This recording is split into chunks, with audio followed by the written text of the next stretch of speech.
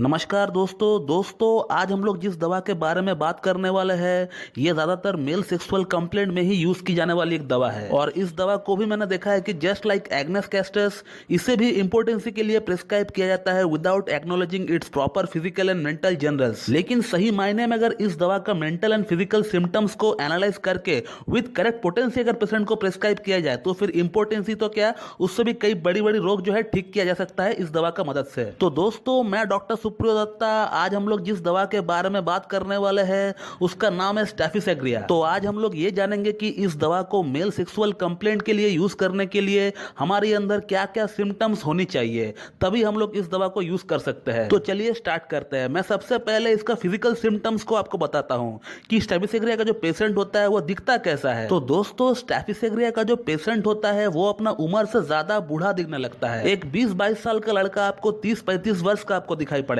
एक सुकड़ा हुआ फेस आपको इसका दिखाई पड़ेगा। आंखों के नीचे नीली काली कलर की पैचेस पड़ जाता है। शरीर में कोई जान नहीं रहता है, एकदम इनएक्टिव, एकदम लिथार्ज टाइप का ये होता है। और इसका अगर स्टमक की बात करें तो इसका स्टमक भी एकदम लाइकोपोडियम के जैसा ही होता है, एकदम भरा भरा सा फुला फुला सा होता है। और इसको भी गैस इंडाइजेशन का शिकायत बहुत ज्यादा होता है। लेकिन ये खाने पीने के मामले में लाइकोपोडियम के जैसा नहीं होता है, ये एकदम भरपेट खाना खाता है। और इसको हेडेक भी बहुत ज्यादा होता है, लेकिन इसका हेडेक जो है इस पर्टिकुलर एरिया में ही होता है। और ऐसा फील होता है कि शायद यहाँ पर कोई ईटा उठाकर रख दिया हो, एकदम भारी भारी सा महसूस होता है। और इसी के साथ आफ्टर सेक्स या फिर आफ्टर मास्टरबेशन इसका पीनस की यूरेथ्रा में बहुत ज्यादा जलन होता है। और इसको बार बार टॉयलेट जाना पड़ता है, क्योंकि टॉयलेट जाने से इसका जलन में थोड़ा बहुत कमी होता है, थोड़ा आराम मिलता है। इसीलिए इसका पेशेंट को आफ्टर सेक्स या फिर आफ्टर मास्टरबेशन हर 20-20 30-30 सेकंड में जो है इसको टॉयलेट की अर्जिंग बन जाती है। और ये महिलाओं में भी होता है, इसे सिस्टाइटिस कहा जाता है या फिर हनीमून सिस्टाइटिस भी कहा जाता है। दोस्तों अब बात करते हैं स्टेफिसेग्रिया का माइंड सिम्टम के बारे में, यानी मानसिक लक्षण के बारे में, जो कि सबसे इंपॉर्टेंट पार्ट होता है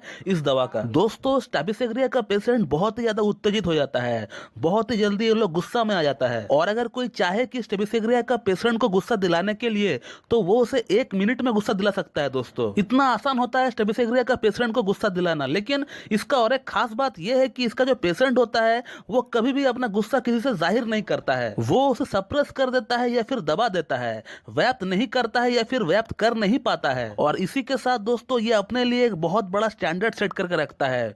इसके लिए खुद का रेपुटेशन, इसका सोशल इमेज बहुत ज्यादा मायने रखता है। इसके अलावा इसके आसपास के जितने भी लोग हैं ये अपने आप से उसको छोटा समझता है, इंफीरियर समझता है। और इसीलिए ये जल्दी कभी किसी से हेल्प नहीं मांगता है, क्योंकि हेल्प मांगने से इसको ऐसा फील होता है कि उसका स्टैंडर्ड पर असर पड़ रहा है। और जैसे कि मैंने आपको अभी बताया कि इसका जो पेशेंट होता है ये अपना स्टैंडर्ड को हमेशा हाई सेट करके रखता है, और उसी स्टैंडर्ड को मेंटेन करने के लिए जल्दी कभी किसी से हेल्प नहीं लेता है। और इसी के साथ ये बहुत ही न्यायप्रिय लोग होता है। इसको जो है इनजस्टिस बिल्कुल भी पसंद नहीं है, चाहे वो इनजस्टिस खुद का साथ हो रहा हो या फिर किसी और का साथ हो रहा हो, ये जो है चुप नहीं रह सकता है उस इनजस्टिस को देखकर। अब दोस्तों मैं आपको स्टेफिसेग्रिया का पेशेंट का एक एग्जांपल देता हूं ताकि आपको इसको समझने में और ज्यादा सुविधा हो। दोस्तों मान लीजिए कि स्टेफिसेग्रिया का पेशेंट अपना ऑफिस जाता है, वो एक बड़ी पोस्ट पे है और एक हाई क्लास ऑफिसर है। और इसी बंदे का अपना ऑफिस में किसी 4th क्लास लेबर या फिर किसी ग्रुप डी स्टाफ के साथ कोई काम को लेकर अगर तू मैं हो गया हो, और इस बीच अगर वो ग्रुप डी स्टाफ उल्टा पलट कर अगर अपना बॉस को अगर कोई जवाब दे दिया हो, और अगर ऐसा कुछ खड़ी खोटी सुना दिया हो जो कि बॉस के लिए इंसल्टिंग हो, और स्टेफिसेग्रिया का पेशेंट जो कि बॉस है जब उसको ऐसा फील होता है कि उसका वहां पर इंसल्ट हो रहा हो, तो तब वो आदमी ग्रुप डी स्टाफ के साथ लड़ने का जगह, डिबेट करने का जगह, वो वहां से चुपचाप निकल जाता है। और फिर वो घर पहुंचकर किसी से कुछ नहीं कहता है,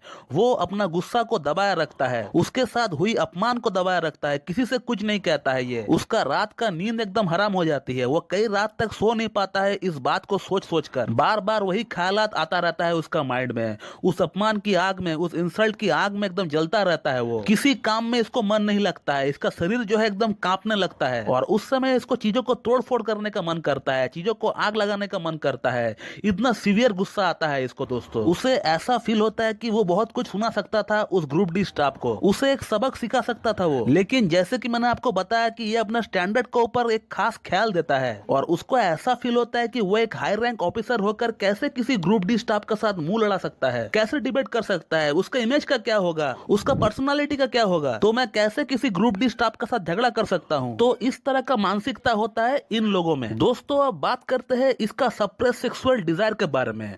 दोस्तों जैसे कि मैंने आपको बताया कि ये अपना गुस्सा को सप्रेस कर देता है, दबा देता है, किसी से शेयर नहीं करता है, तो ठीक उसी तरह से ये अपना सेक्सुअल डिजायर को भी सप्रेस कर देता है, दबा देता है, ये किसी से शेयर नहीं करता है। यू विल नेवर सी कि स्टेबिसेग्रिया के पेशेंट रास्ते में किसी लड़की को छेड़ रहा हो या फिर चेस कर रहा हो, क्योंकि उसके लिए ये अनडिग्निफाइड है। इसको सेक्स की बहुत ज्यादा इच्छा होती है, लेकिन सेक्स करने के लिए ये कभी भी गलत अप्रोच या फिर गलत जगह नहीं जाएगा। ये अपना वाइफ को भी अप्रोच नहीं करता है सेक्स के लिए, ये इतना डिग्निफाइड होता है दोस्तों। उसे सेक्स के लिए बोलने पर उसे ऐसा फील होता है कि मैं उससे भीख मांग रहा हूँ। और जैसे कि मैंने आपको थोड़ी देर पहले बताया था कि ये जो है जल्दी कभी किसी से हेल्प नहीं लेता है, तो ये कैसे किसी को अप्रोच कर सकता है सेक्स के लिए। तो इस तरह का मानसिकता होता है दोस्तों इसमें, और इसी के साथ ये अपना सेक्सुअल डिजायर को भी सप्रेस कर देता है, दबा देता है। ठीक उसी तरह से जिस तरह से वो अपने साथ हुई अपमान को, अपने साथ हुई इंजस्टिस को दबाया था। तो दोस्तों पहले इंजस्टिस, अपमान और उसके बाद सप्रेस सेक्सुअल डिजायर, और यही दो मेन रीजन है स्टेबिसेग्रिया में, और यही से उनका हर तरह का प्रॉब्लम का शुरुआत होता है। तो अपमान, इंजस्टिस और suppress sexual desire,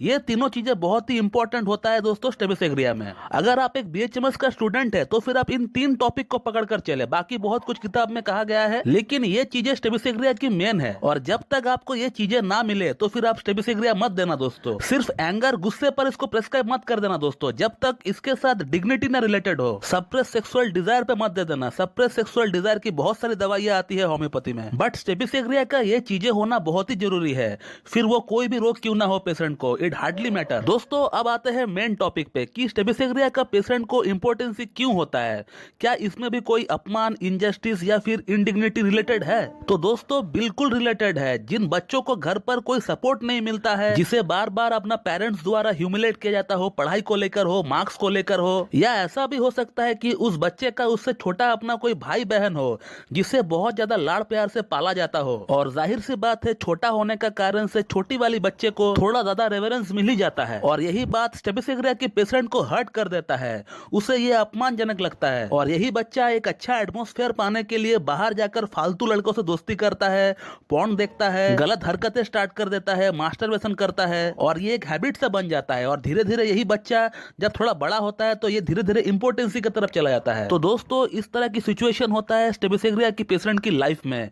access sexual desire, masturbation के कारण इसका शरीर में बहुत ज्यादा कमजोरी आने लगता है, आंखों का नीचे नीली काली कलर की पैचेस पड़ जाता है। एक 20-22 साल का लड़का देखने पर 30-35 वर्ष का लगता है। सेक्स ड्राइव या फिर एक्साइटमेंट जो होना चाहिए था वो बिल्कुल खत्म सा हो चुका होता है, और धीरे धीरे seminal emission, spermatorrhoea, premature ejaculation जैसी प्रॉब्लम देखने को मिलता है पेशेंट में। और एक समय आता है जब ये लड़का पूरी तरह से कंप्लीट इंपोर्टेंट बन जाता है। और स्टेबिसेग्रिया की मोडालिटीज की अगर बात करें तो सुबह की नाश्ता करने से, गर्मी से, रात को रेस्ट करने से इसका प्रॉब्लम में कमी देखने को मिलता है। और इंसल्ट होने से, सेक्सुअल एक्सेस से, लॉस ऑफ फ्लूइड से, ओनानिज्म से, दुख से, मॉर्टिफिकेशन से, सप्रेस सेक्सुअल डिजायर से इसका प्रॉब्लम बढ़ जाता है। दोस्तों इस दवा को मैं हमेशा हायर पोटेंसी लाइक 1 या फिर 10 में प्रीफर करता हूं और सिंगल डोज देता हूं, उसी से पेशेंट का प्रॉब्लम एकदम पूरी तरह से सॉल्व हो जाता है। लेकिन हायर पोटेंसी प्रीफर करने के लिए पेशेंट में कम से कम 80 to 90% सिम्टम्स मैच होना चाहिए, और अदरवाइज आप इसे 30 पोटेंसी में ले या फिर 200 पोटेंसी में ले विद रिपीटेशन। तो दोस्तों ये था एक वीडियो अबाउट स्टेबिसेग्रिया। तो मैं उम्मीद करता हूं कि आप लोगों को मेरा ये वीडियो पसंद आएगी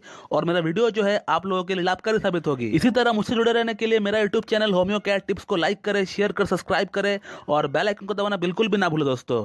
so thank you very much and have a good day.